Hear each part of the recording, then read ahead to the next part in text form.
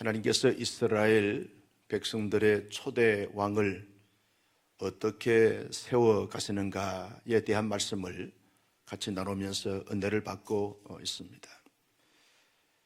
하나님께서 이스라엘의 초대 왕으로 사울왕을 세우게 되었습니다. 사울왕을 우리가 말씀을 통해서 깊이 묵상해 보지만 왕이 될 만한 자격이나 조건이나 능력을 갖춘 사람이 결코 아닌 것을 알 수 있습니다. 왕으로 세워짐을 받기 위해서는 적어도 유다 지파나 루벤 지파나 이런 지파들 가운데서 나온 사람이 왕이 되어져야 하는 것입니다. 그런데 사울은 베냐민 지파 사람입니다. 가장 작은 지파 출신인데 이 지파에서 왕이 나올 수 있는 지파가 아닌 것입니다. 베냐민 지파 가운데서도 가장 작은, 사울 왕이 스스로 고백했듯이 가장 작은 가문의 사람입니다. 지파 가운데서 중심이 되거나 두각을 드러내는 그런 가문이 아닙니다. 내놓을 것이 별반 없는 사람입니다. 또한 사울이 왕이 되고자 어릴 때부터 꿈을 꾸거나 야망을 가진 그런 사람이 아닙니다. 대부분 보면 대통령이 되거나 왕이 되어진 사람들은 어릴 때부터 꿈을 가지고 그 꿈을 향하여 달려가는 그런 사람들이 대부분 왕이 되거나 대통령이 되는 것을 보게 됩니다. 어릴 때 적어도 대통령에 대한 꿈을 가졌다고 하면 책상 앞에다가 나는 장차 대통령이 되리라 써놓고 뭔가 기대감을 가지고 나름대로 준비하고 훈련해야 하는 것입니다.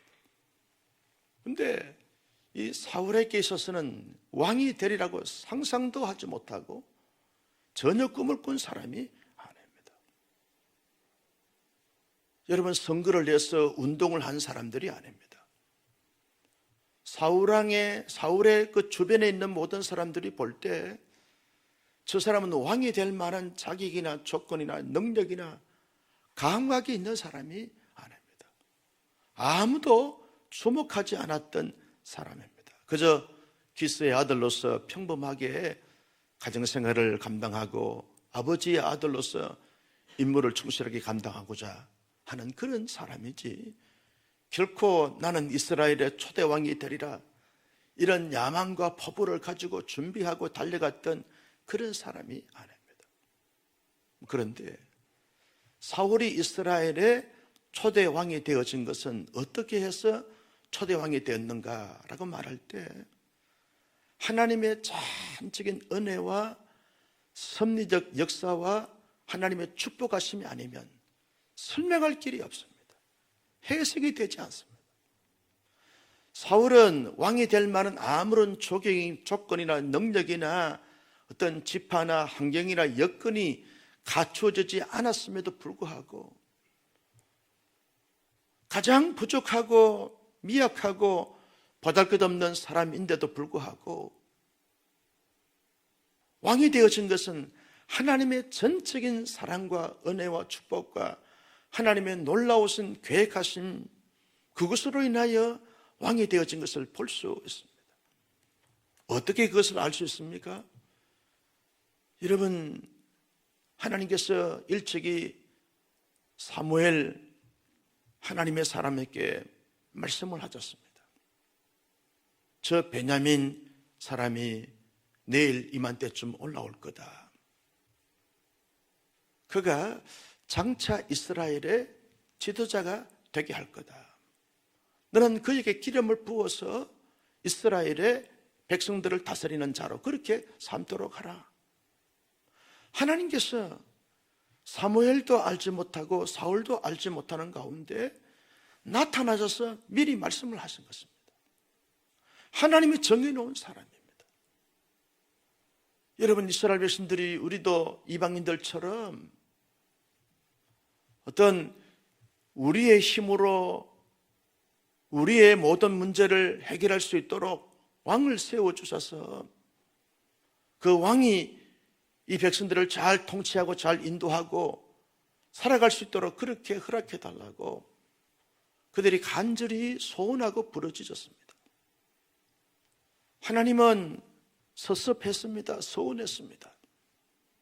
내가 너희의 절대 주권자가 돼서, 내가 너희의 만왕의 왕이 돼서 가장 좋은 길로, 선한 길로, 복된 길로 지금까지 인도해 왔거니와 앞으로도 인도하고 모든 문제를 처리하고 해결해 주실 것인데 무슨 사람의 왕을 세우려 하느냐, 해달라 그러냐.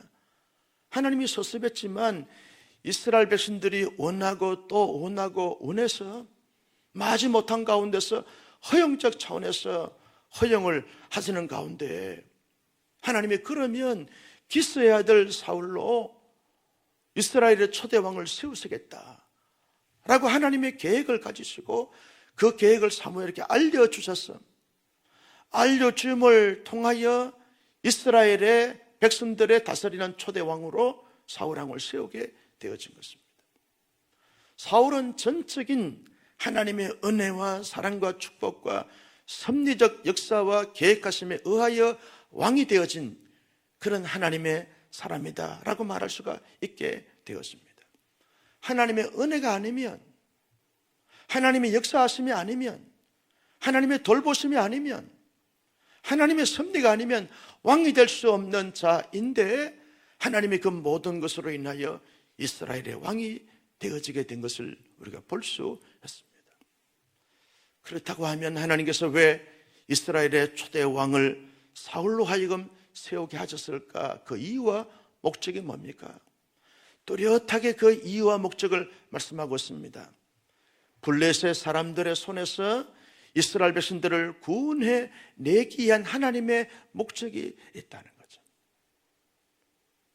사울왕이 왕이 되어져서 부귀영화 누리면서 인기 명예 가지면서 그러면서 백성들을 군림하고 백성들을 착취하고 자기의 권력을 내세우면서 폭언하고 폭행하고 무례하고 그리고 공동체 백성들을 억울케 하고 그러면서 자기의 야망과 욕망을 채우기 위해서 왕을 세운 것이 아니라 하나님의 분명한 사람으로 세워질 때 분명한 목적이 있다는 걸. 그 목적은 블레셋 나라와 전쟁에서 승리하게 하고 그 블레셋 나라의 위험에서 백성들을 구원해내서 하나님의 언약 백성으로서 이 땅 가운데 살아갈 때 그저 하나님의 언약 백성으로서 합당한 삶을 살 수 있도록 하기 위해서 하나님이 이스라엘 나라의 초대 왕으로 사울 왕을 세우게 하시겠다는 것입니다. 하나님의 목적이 분명했습니다. 여러분, 하나님의 역사하시면은요 그저 아무런 목적과 의미가 가치가 없는 가운데 세워진 사람이었고 되어지는 일이 없습니다.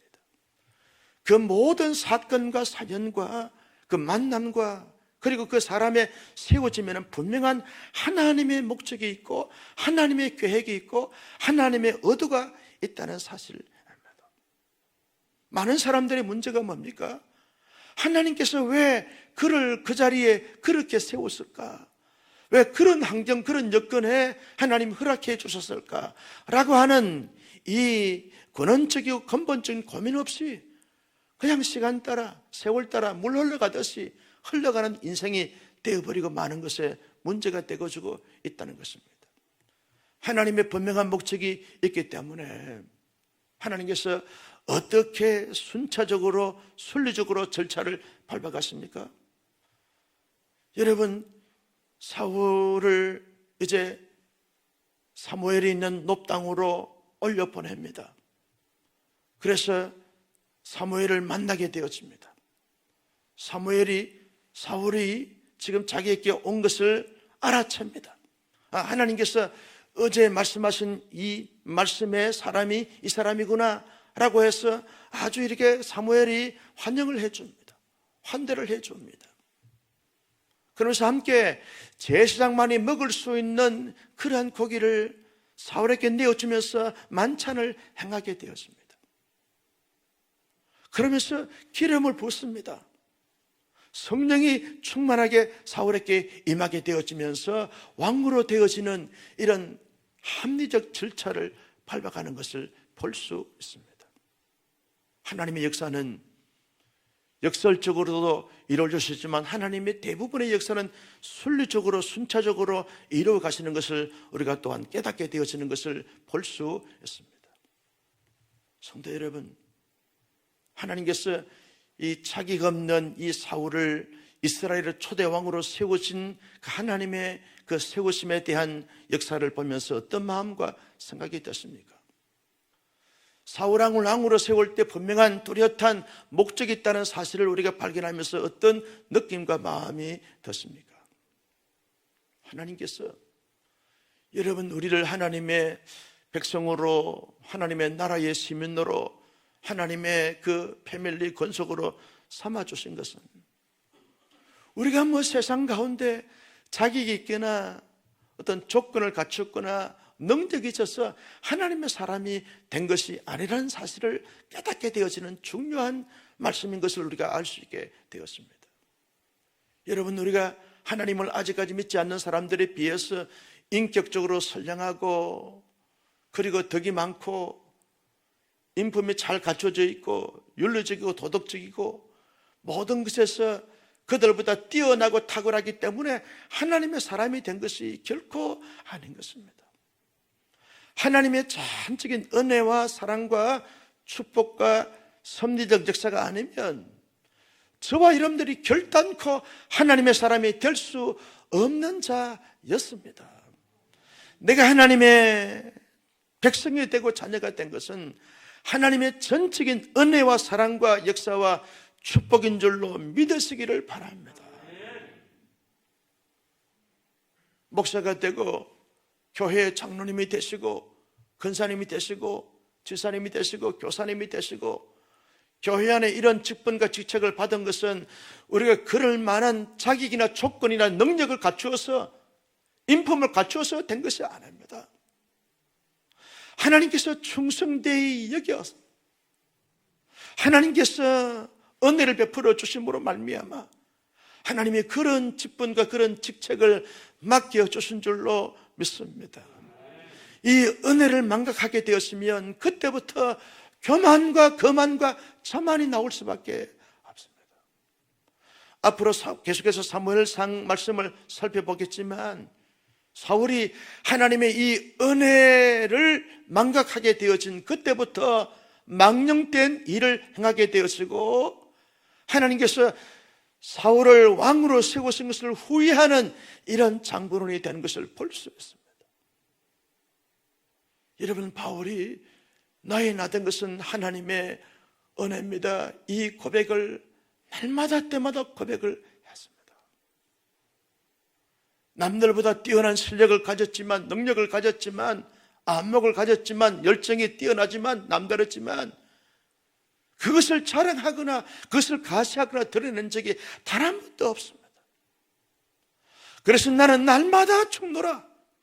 모든 것이 하나님의 은혜였습니다. 하나님의 은혜입니다. 하나님의 은혜일 것입니다. 이 고백이 바울의 고백이었습니다. 내가 영원히 죽을 수밖에 없는 죄인인데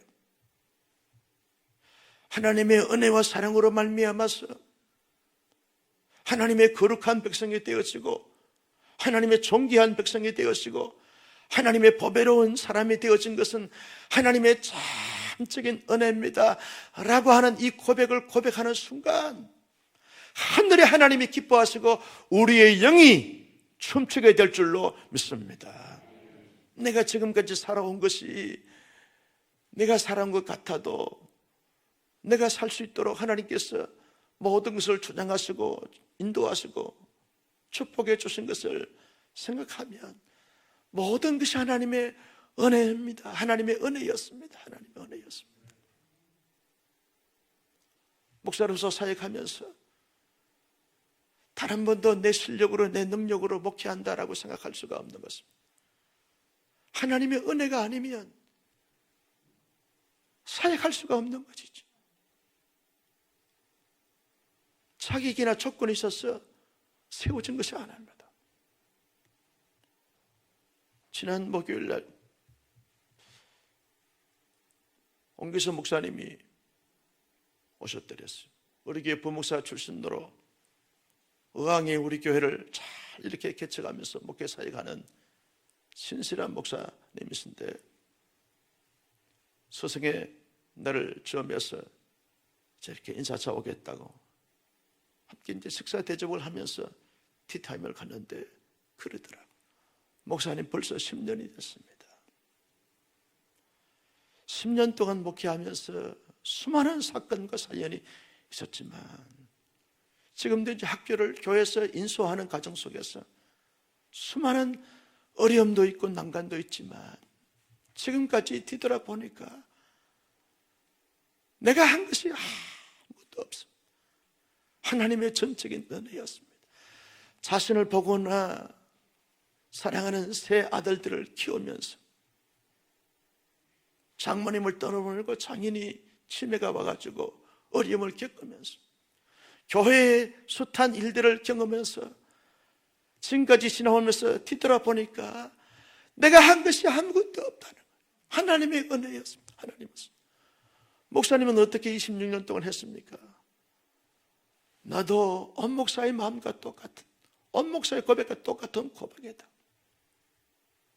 하나님의 은혜 아니면, 하나님의 은혜의 축복이 아니면 아무도 하나님의 사람이 될 수 없고 하나님의 일을 감당할 수 있는 사람이 없다는 사실을 늘 기억하고 고백할 때, 여러분, 우리는 끊임없이 하나님의 존귀한 사람으로 설 수 있고 하나님이 주신 사명을 감당할 수 있는 능력자가 될 수 있다는 것입니다.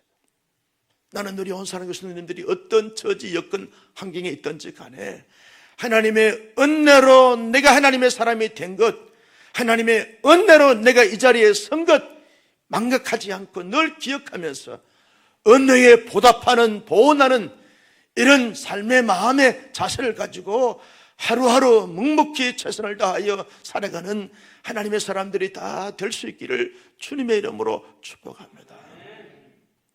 여러분, 끊임없이 깊이 성찰해 봐야 합니다. 나는 하나님의 은혜로 살아가는가? 내 능력으로 살아가는가?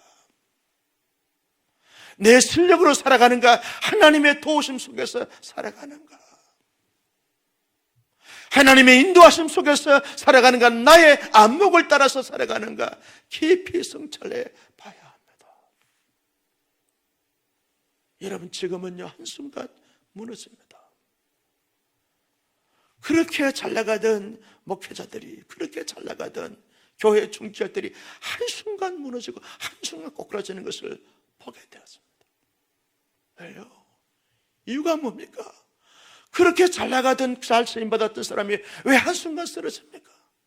하나님의 은혜를 기억하지가 않아요. 하나님의 은혜됨을 마음속에 새기지 않아서 그렇다는 거예요. 뭘 잘났다고, 뭘 잘한다고, 뭘 갖췄다고, 뭘 뛰어나다고 자기의 업적을, 자기의 실력을 가시하다가 한순간 꼬꾸라지는 것을 보게 되었습니다. 주님 앞에 서는 그날까지 끊임없이 나는 하나님의 은혜로 내가 하나님의 사람이 됐고 하나님의 은혜로 살아왔고 하나님의 은혜로 살고 있고 하나님의 은혜로 살아갈 것이다 라고 하는 이 분명하고 이 확실한 믿음의 고백이 저와 여러분 우리 모두의 고백이 되어지기를 예수님의 이름으로 축복합니다. 우리 온사랑교회 지금 26년 동안 지나오면서 모든 것이 다 하나님의 은혜였습니다. 이 나라와 이 민족이 여기까지 온 것이 모든 것이 하나님의 은혜였습니다. 영적인 안목을 가지고 보십시오. 하나님의 은혜가 아닌 것이 무엇이 있겠는가? 모든 것이 하나님의 은혜였다는 사실을 기억하면서 늘 감사하고 내가 어떻게 하면 그 은혜에 보답할 수 있을까라고 늘 묵상하면서 나아가는 삶을 살아가는 것이 중요하다는 것입니다. 여러분, 하나님께서 우리를 하나님의 사람으로 세우신 목적이 뭡니까? 이스라엘의 초대 왕으로 사울왕을 세우신 목적이 분명했듯이 내가 하나님의 사람이 되어진 것에 대한 하나님의 분명한 목적이 있다는 것이죠. 나를 왜 목사로, 여러분들을 왜 장로님으로, 권사님으로, 교회의 중직자로, 성도로 교사로 세우신 분명한 하나님의 목적과 의도가 무엇이겠습니까?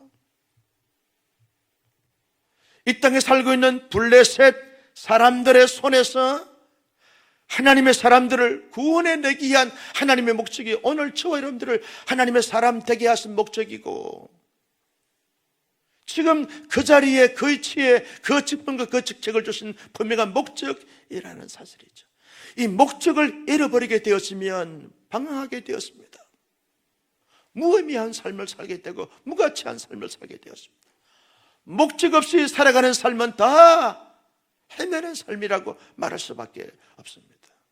목적이 분명한 사람들은 그 목적을 향하여 달려갑니다. 목적을 이루기 위해서 최선의 노력을 다합니다. 목적을 이룰 때까지 참고 견디고 인내하고 모든 것을 감당해 나가는 것을 볼 수 있습니다. 목적이 없는 사람들은요, 여기서 이 말하면 저렇게 흔들리게 되어지고, 여기서 이 말하게 되어지면 이렇게 흔들리고, 저기서 저 말하면 저렇게 흔들리고, 좌충우돌하면서 그렇게 살아갑니다. 다른 대로 살아가는 거죠. 닥치는 대로 살아가는 겁니다. 마치 막가파식으로 살아가는 것을 보게 되었습니다. 그러나 목적이 있는 사람들은 그렇게 살지 않습니다. 어떻게 하면 그 목적을 이루기 위해서 내가 시간을 관리할까, 재물을 관리할까, 인간관계를 관리할까, 그리고 나의 모든 남은 시간들을 관리할까 철저하게 계산합니다. 계획을 세웁니다. 모든 것을 알차게 살아가고 옹골차게 살아가는 것을 보게 되었습니다. 여러분, 나를 하나님의 사람으로 세우신 목적이 뭡니까? 바울은 그렇게 말합니다. 하나님께서 우리를 하나님과 화목하게 한 것은 화목하게 하는 직책을 감추셨다는, 그 직책을 감당하기 위해서 나를 하나님의 사람으로 삼아주셨다는 거예요. 다시 말하면 나를 하나님으로 삼아주신 것은 나로 말미암아 더 많은 사람들을 하나님의 사람 되기 위해서 나를 하나님의 사람으로 삼아주셨다는 것입니다. 바울은 사도행전 2장 24절 말씀에서 분명히 자기의 사명이 뭔지를 깨닫고 고백을 했습니다. 내가 달려갈 길과 주 예수께 받은 사명 곧 하나님의 은혜의 복음을 증언하는 일을 마치려 하면은 나의 생명을 조금도 귀한 것으로 여기지 아니하노라. 바울은 자기의 삶의 목적이 분명했습니다. 주 예수께 받은 사명 곧 하나님의 은혜의 복음을 증언하는 일을 마치려 하면은 나의 생명을 조금도 귀한 것으로 여기지 아니하노라. 이 사명이 바울에게만 주신 것입니까? 그렇지 않습니다. 마태복음 28장 19절에서 20절 말씀에 보면 너희는 가서 모든 민족을 제자로 삼아라. 너희는 온 천하에 다니면서 만민에게 복음을 전파하라. 이것이 하나님의 사람들에게 주신 사명이고 예수의 제자에게 주신 사명이고 모든 직분과 직책을 받은 사람들에게 주신 사명이라는 사실이에요.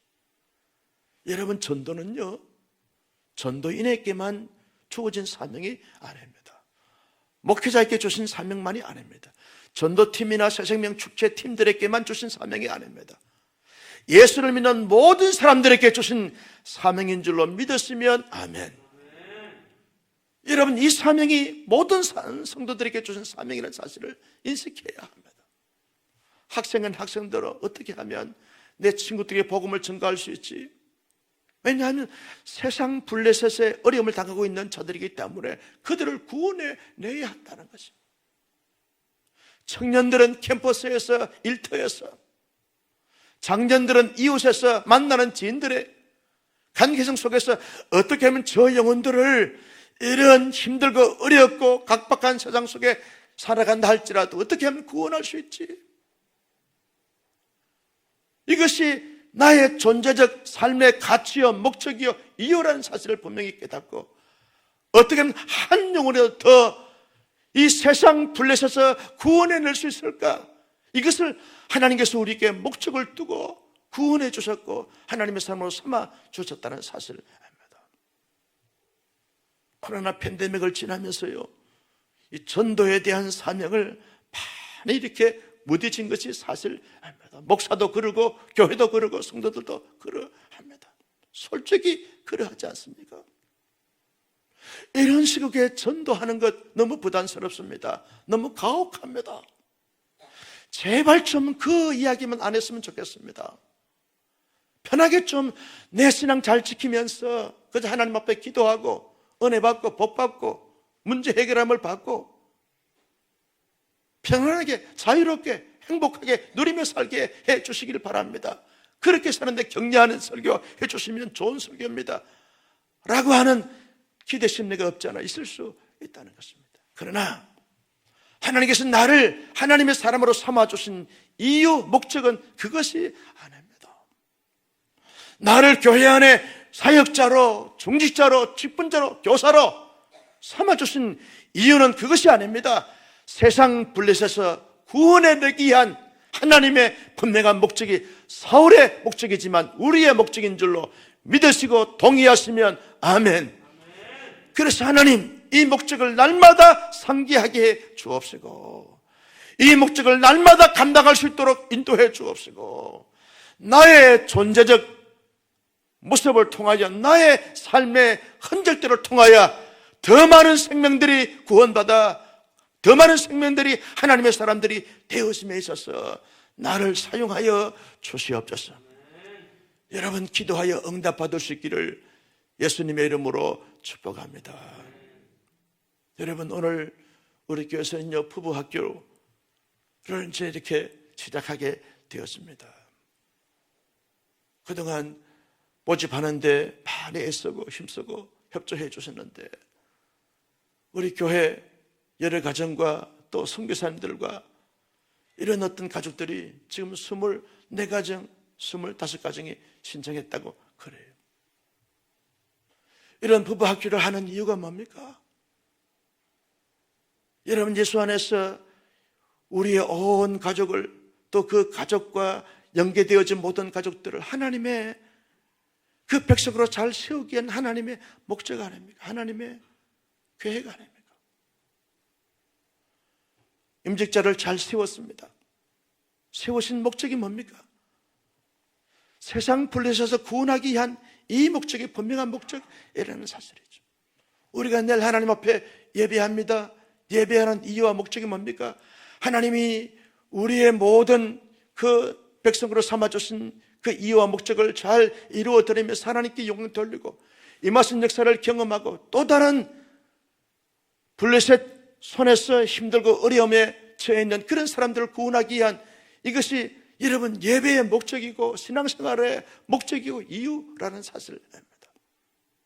우리 온사랑교회는 이런 어려운 시국에도 삶의 이유와 직분의 이유와 자리의 이유와 목적을 분명히 깨닫고 그 목적과 이유를 최선을 다하여 감당해가는 멋진 교회, 아름다운 교회, 위대한 교회로 함께 세워져 나갈 수 있기를 예수님의 이름으로 축복합니다. 그래서 기도하는 거죠. 하나님, 우리의 마음속에 세상 블레셋에 이압당하고 있는 사람들을 구원할 수 있도록 우리의 마음에 뜨거움을 허락해 주시고 그들을 긍휼히 여기게 해 주옵시고 찾아가서 그들을 손잡고 그 집어내게 하시고 주 앞으로 인도하게 하시고 한 생명 한 영혼이라도 예수 믿고 하나님의 사람들이 되게 됨에 있어서 나를 사용해 달라고 간절히 기도하여 응답받아 더 멋있게 영광스럽게 쓰임받을 수 있는 우리 모두가 될 수 있기를 예수님의 이름으로 축원합니다.